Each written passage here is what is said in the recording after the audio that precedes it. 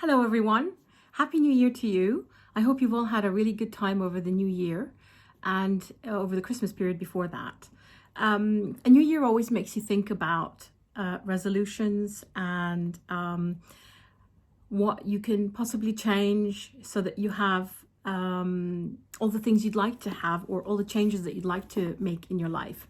So seeing as we are in the first week of January, I hope you're sticking to them. I know it's not easy, but I thought that this would be a good time to give you this video to just reinforce it and to help you to refocus your energy and your efforts on becoming, on implementing the changes that you'd like for the new year and beyond, hopefully.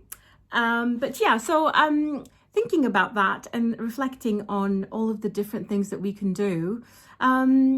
I know that sometimes, some people do their own lists and they stick to them or they do their best to do them. But I've never sort of done that. But this year, one of my Christmas gifts was a very lovely book called The Almanac, a seasonal guide to 2022.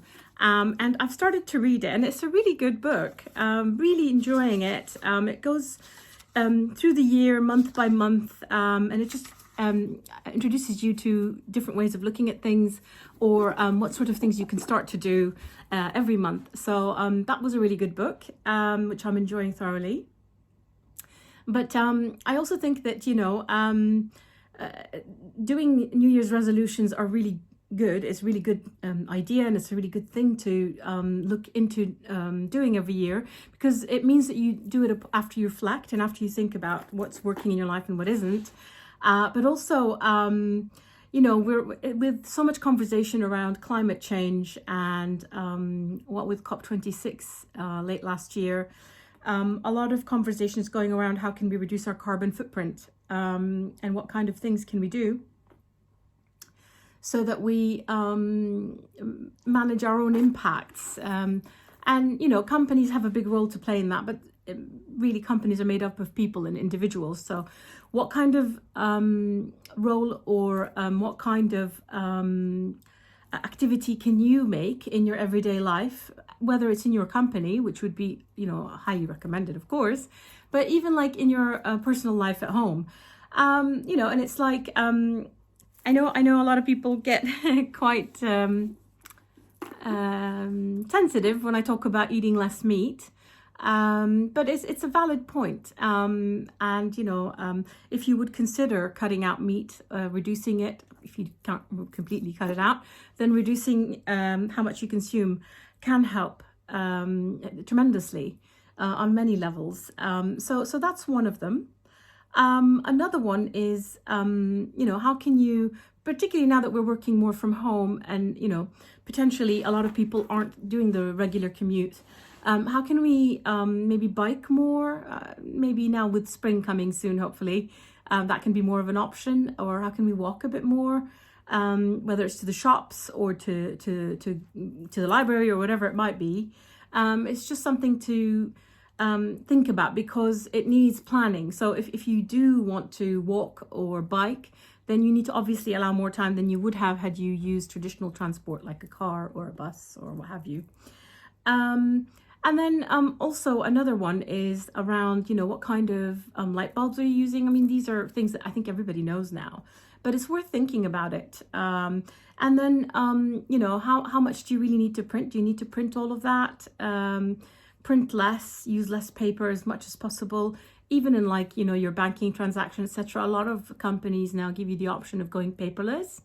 So that's always a good call if you can, if it's doable. I know some people really need to work with a paper, so it mustn't hinder your ability to do your tasks, whatever they are, at home, if you're budgeting or whatever. But if you can, then that's obviously a good call. Another one is, and we're all guilty of this everywhere, is our use of fashion. How much fast fashion we use. What alternatives are there? Of course, there are many other options that you can use, or potentially whether it's hiring special outfits, or whether it's, buying something that is durable, or you know, thrift shopping, where you can buy really good quality things for a fraction of the price.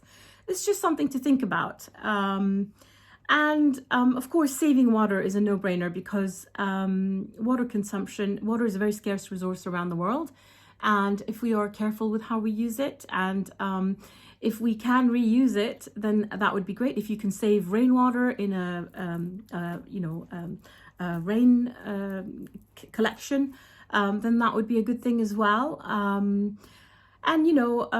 Growing your own is a great thing as well. You can quite often grow your own vegetables, and you can't get any more local than that, or indeed any more seasonal than that, because eating seasonal is a very carbon efficient thing, rather than trying to force plants to grow in an unnatural time of year. These are just some thoughts that perhaps you can include as you are reviewing how your New Year's resolutions are going. And if you feel like you'd like to incorporate some of them, or if you indeed have some really good ones that you can share, I'd love to learn about it. Please do tell me what you do, how you're trying to help minimize the impact on the planet, and what sort of things are you putting in place? Are there any community initiatives that you are joining into that you think others could join? Please do share your thoughts, either DM me or put comments below. And I very much look forward to hear from you, and to see you again in a video soon. Thank you.